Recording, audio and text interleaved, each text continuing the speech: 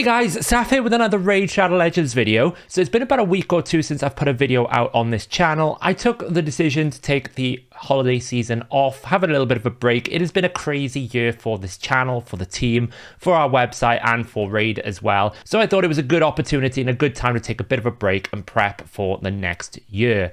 But today I'm here doing another video on a new Heroes Path for the Winter's Path. If you don't know what a Heroes Path event is, it's the first one you've ever seen. You basically do things around the game, you get coins, and then you spend those coins on various different paths that you can take throughout this individual event. You're going to get winter coins here. I think they're called snow coins this time. That we've had revenant coins. They seem to name it something different every single time.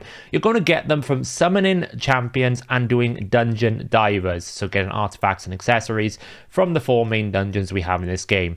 We're going to look at the math in this video to look at what is the most efficient way. This path is actually quite complicated. There's lots of different routes you can take. So I've tried to create 4 paths that I think typical players might want to take. I've looked at kind of like a early game or mid game budget path. I've looked at just one really low sort of investment path, and then I've looked at kind of like a whale path or more expensive path. Now, in terms of what we've got in this path, it kind of goes into a 2 split, 3 split, 4 split, 5 split. The important things to note, looks like you can go any route down this path. So if I want to go any of these 3 paths, I can go left or right. If I want to go any of these 2 paths here, then obviously I need to go down the middle path, but I can go any of these 3 paths, whether I go left or right on this path. And then for the 4 in the middle here, if I've gone one of the 3 paths here in the middle, again, I can access any of these 4 from one of these paths, and I can access this avatar from any of these 5 entry points at the bottom here. So it basically means you're not having to go down multiple paths to get to the end goal. You have lots of flexibility in terms of what rewards you want. In terms of kind of like the standing out rewards, obviously the Sacred Shard down the bottom with a unique avatar is something that kind of stands out. There's 2 legendary books available. There's a tier 2 soul stone.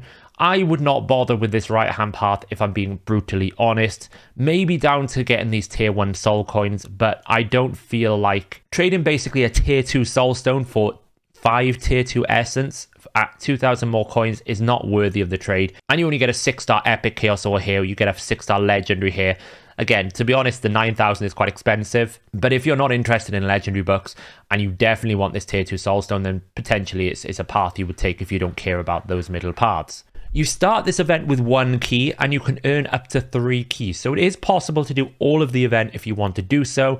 You also have different options here. You can go down the soulstone path and then have your extra key so you can get both legendary books and a soulstone, or you can just go down the left-hand path and just get the Sacred Shard. You will have event keys left over. You don't need to unlock any event keys to get the Sacred Shard down the bottom. So that is the path. Dungeon divers and thing. We're going to have a look now at the math. We're going to figure out what is the most efficient and best routes to take on this new Winter's Path. So as with every Hero's Path, I map out the different reward costs. We have a look at different comparisons. I've looked at the comparisons here, and to be honest, the points for the sort of each individual reward versus the coin cost, it hasn't really changed. The legendary book is slightly more expensive. The keys still are about 1,000. That's been what they've been since the last 3 Heroes Path. So we haven't seen any sort of cheeky bad behavior on Plarian's part. I've tried to structure this path in, it's been quite complicated. So I've kind of got like different paths here, but we've basically summarized this into 4 distinct paths. We've got a Sacred and Soulstone path. So that's basically going down the left-hand path fully, getting the avatar and getting the Sacred Shard. We've got a double book path where all we focus on is the cheapest path to get into legendary books. We've also got a Soulstone and legendary books path where you basically get the tier 2 Soulstone and the double legendary books. And then we've kind of got like a whale path here, which is Soulstones plus books and the Sacred Shard on top.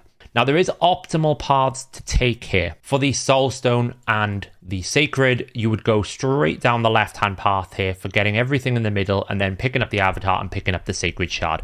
That is the path you would take for the Soulstone and Sacred only.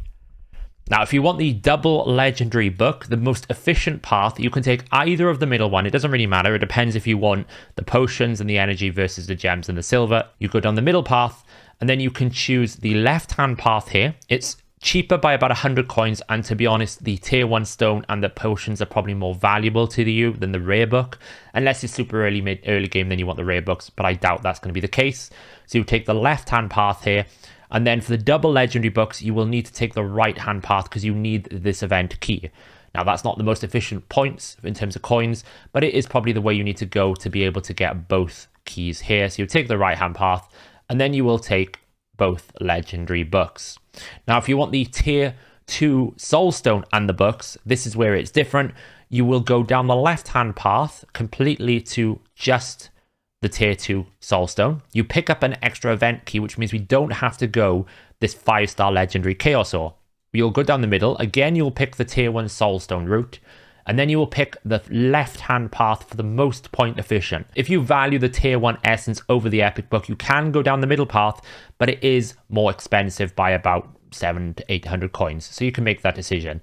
So pick either the left one for the most efficient or the middle one if you want the essence, and then you can pick the sort of the legendary books here, the 1 and 2. I haven't really considered a path for the 5-star chicken or the XP barrel because, to be honest, I don't value them that highly. I think they're pretty accessible. You can always farm the food. The XP barrels have a very niche usage in this game anyway, so I'm ignoring both of those. Then, of course, if you're going the whale path, we're not going to this 6-star legendary chaos ore.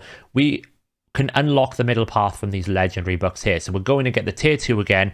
We're going down the optimal path in the middle here to get both legendary books, and then we're just adding 3200 points on top for the avatar and the sacred shard. We are in all scenarios never taking the right hand path, but if you want to get a few extra tier 1 coins, you can if you have some excess coins left over after your summoning or whatever, if you are at that point. But that's a breakdown of the most efficient paths. Watch that over before you make a decision in terms of what you want to get. But that's how I've mapped out each individual path. So in terms of what kind of resources are you going to need to invest to get these paths done? Nothing has changed from the previous heroes paths. The amount of coins you get per summon, per shard is the same. The amount of points you get per dungeon divers is the same. So on this view here, I have mapped out basically how many shards you're going to need to get. If you want the sacred plus soulstone path, that is the full left path plus the sacred shard. That's around about 13 sacreds and 51 voids. Now remember, with this heroes path event, void shards are the best shard for the snow coins here. They are the best returning. You get 1100 per void shard, which means that you're probably going to be spending less void shards than you are sacred shards. 13 sacred shards is quite a lot. 51 void shards for anyone who spends a little bit of money is actually not as bad as it sounds. You get that pack that is about £47 for 24 voids. We're probably going to get some pretty crazy pack deals over the weekend. So if you've got a bit of budget from Christmas time, then to be honest, voids are where they're at. Now, definitely you shouldn't be considering using ancient shards here. Ancient shards are by far the worst shard. And you can also do it with a lot of mystery shards if you have some left over. So you need about 51 void shards here if you want to do it just completely from summoning. 13 sacred shards and 300 ancients. If you want just the 2 legendary books, the most efficient and cheapest way to get there, it's about 31,000 coins, which is, to be honest, quite good. If you consider that 28 void shards is around about 3,300 in a summon rush, and we know now pretty much summon rushes, that whale line that used to start about 3,000 starts nearly at 4,000 these days. So you're getting 2 legendary books for less than what you would get from the summon rush. That's pretty good going. You're also getting some rewards along the way that are probably pretty decent, right? So you're going to get 28 voids or 7 sacred shards, and that will get you 2 legendary books. If you want the soulstone and the legendary books, it's about a 7,000 extra investment. That's by taking the left-hand path and skipping the more expensive middle paths. You're going to need about 9 sacreds and 35 voids. And if you want to complete sort of what I would argue is the most valuable aspects of the event, you need about 80,000 snow coins. That is 18 sacreds, 73 voids, and 447 ancients. So you can offset that through different things. So if you're pulling on all of the times 2, you've just decided you want to go all out with all your shards, then you could do something like I'm sitting on about 5 sacreds. I've got about 20 void shards, and I've got about 40 ancient shards, right?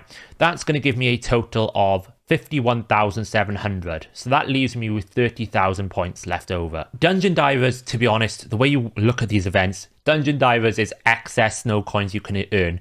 You shouldn't be approaching this thinking that you can get anything done by just doing purely dungeon divers. We can see here from a comparison looking at the numbers below, we are talking multiple 100% differences between sort of a typical dungeon divers at around about 4,500 points for the amount of cost it would take you to get there. So you should always consider dungeon divers in addition, not as a solution here. But in this calculator here, I can offset my gains. So if I'm pulling 5 sacred shards and I'm pulling 20 voids and 40 ancients, then you can see I'm earning around about 51,000 points, 51 snow coins, whatever you want to call it. So that means the double book path is easily completed. That means the soulstone and book path is easily completed.